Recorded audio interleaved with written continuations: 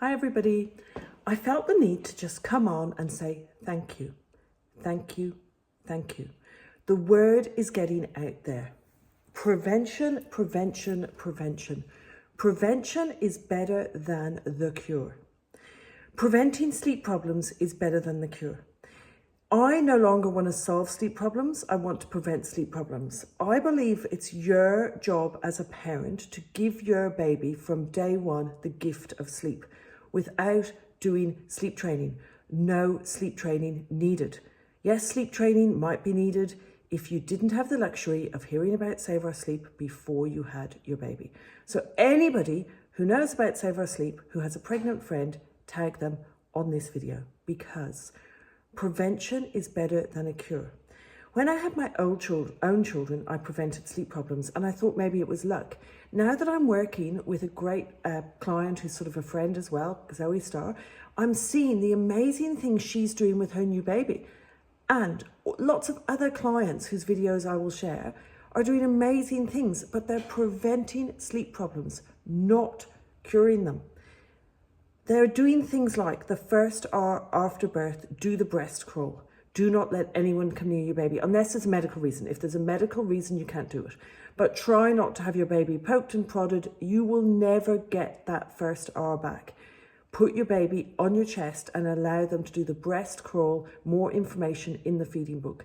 And they latch on. And from what I've heard from my clients who say that they found it in the feeding book, they listened to it in the podcast, they've tried it, they love it. If you're one of them, please say so.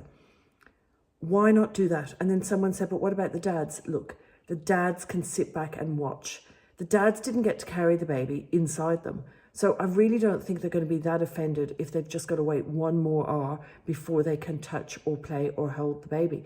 Do the breast crawl. You can never, ever, ever get that first hour back. It can only happen in the first hour after birth. Try so hard to do it. Then, if your baby is warm and well fed, they sleep. No sleep training needed. And then one really good thing that Zoe said to me in the last couple of days was, all you do if you don't follow the routine from day one is banjax your nipples. Don't banjax your nipples.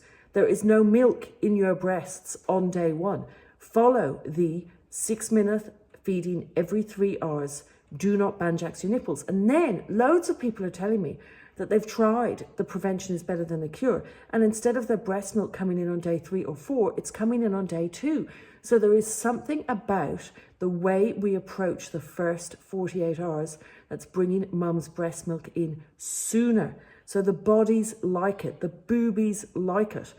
Why have your baby not on a routine from day one and then try and change it at week 6 or week 7?